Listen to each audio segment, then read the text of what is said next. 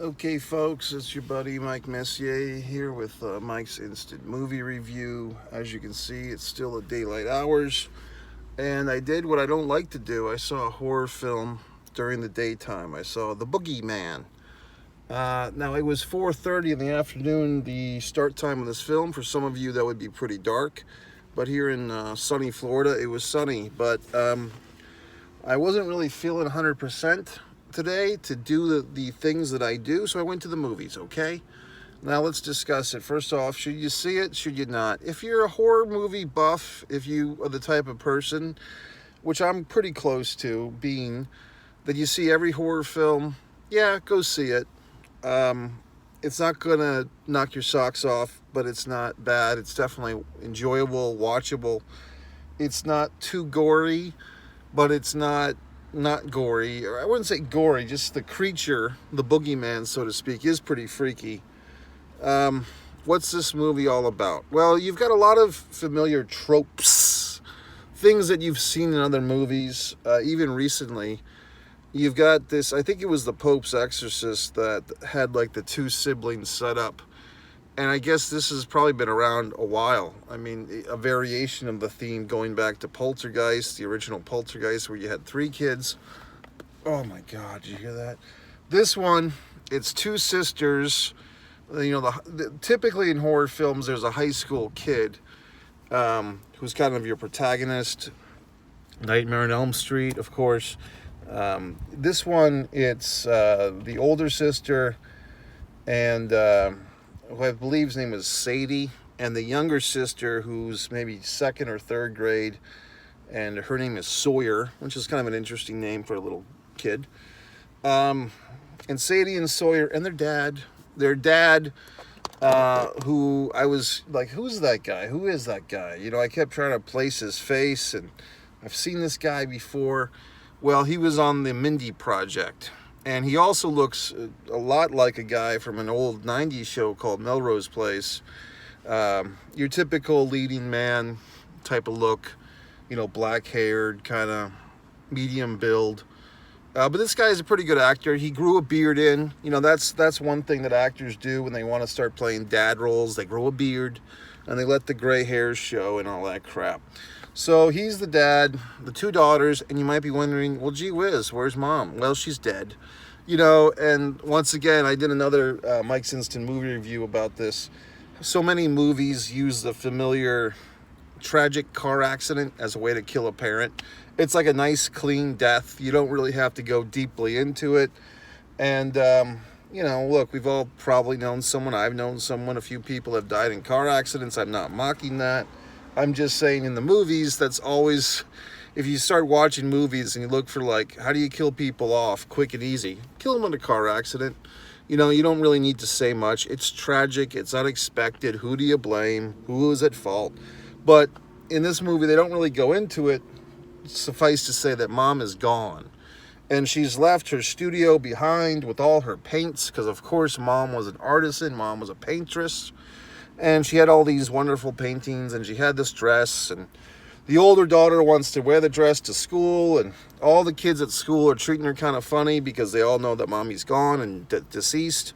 So some people are trying to wish their well wishes, and some people are kind of don't know what to say, and she's putting her fucking earphones in her head in order to tune out the world.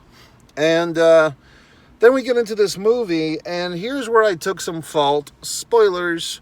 I took some fault with this film because we have like the fucked up family. They're living in this kind of creepy house. The father's a therapist. Another thing I have against or just observing from movies recently, it seems like every fucking movie has a therapist in it. What was the one I just saw? You Hurt My Feelings. One of the main characters is a therapist. I mean, you're talking about The Sopranos. That was a big element for a while. The Therapist with Tony Soprano, Analyze This, Analyze That, those movies. It just seems like it's become, and I've written a fucking script, The Wrestling with Sanity short film trilogy. You could look that up, and that has a therapist character. But it's becoming a bit of a overdone element, I think, for movies. It's just really easy for characters to be in therapy and they tell you all the shit that's going on. It's kind of an easy way out, you know. And I just, as I watch so many movies, I'm getting sick of like seeing things that it's not even about budget. It's about, you know, just storytelling. It's like, oh, have the characters go to a therapist and they tell about all their fucking problems, and that's how the movie gets going. The therapy, you know, session has become the new boy. God damn it, I can't speak. The therapy session is becoming the new voiceover for laziness in screenwriting. Okay, so there you go. Just an observation. Take it for what it's worth, or don't take it for anything. But I'm getting sick of movies with therapists. You can leave a fucking comment if you dare, to let me know what you think of that. But just the therapy thing is becoming overdone. It's overwrought. And I don't even know what overwrought means, to be honest. I'm going to have to Google fuck that later. But anyway, going back to our film. Look, the movie, you have elements, like there's so many elements in this movie that are in other movies, but that's okay. It does work pretty well. I mean, you have an element of Mean Girls, like the high school girls, who are probably like, if you ever want to win a war, you know, stock your army with high school girls. I mean, how could you lose, right? But these mean girls, the pack, so to speak, and then the friend who turned against you that joined the mean girl group, but they're your friends too, and all this sleepover shit. Then you have this boogeyman. Then you have this other family where this is where like the boogeyman, I guess, is introduced to this family. This guy Lester kind of shows up unexpected, uninvited at the house of the therapist, kind of going back to The Sixth Sense, you know, with Bruce Willis, and he has I guess Donnie Wahlberg shows up. See, all these things from other movies. And basically this guy demands an immediate therapy session, and he starts telling him about how he's been accused of killing his own children, but he didn't do it. And then the guy kind of like, he's in the therapist, the dad's house, and he kind of creeps upstairs, and the high school girl, who's now home from school because she got some weird shit spilled on her mom's dress, and you think something bad's going to happen, and it does. This guy basically hangs himself in their house, and it's trauma and tragedy. But it's like, did he kill himself, or did the boogeyman make him kill himself? Well, here's my issue with the Boogeyman film. All the elements were there. I didn't really see, and I'm a fairly intelligent guy, or very intelligent. I don't want to be that modest, but what's the tie-in with the fucking boogeyman, Lester, the guy that may or may not have killed his children, but the boogeyman probably did it? Why is the boogeyman targeting these people beyond he's targeting these people? What's the connection here? You know, what does the boogeyman have to do with the dead mom in the first family, or why did he kill these children? And we have no fucking answer, you know. And maybe they're leaving it for a sequel, which is a possibility, but why? What's going on here in this story that ties all these things together? Now I'm getting a phone call, okay? Oh, God in heaven. So I'm pushing the stop button. I don't want my video to be interrupted by phone calls.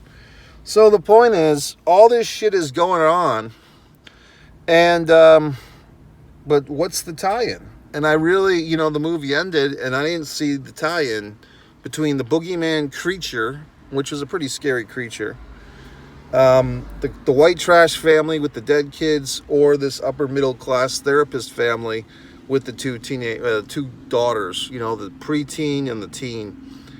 Didn't see the connection. I don't know if I missed it.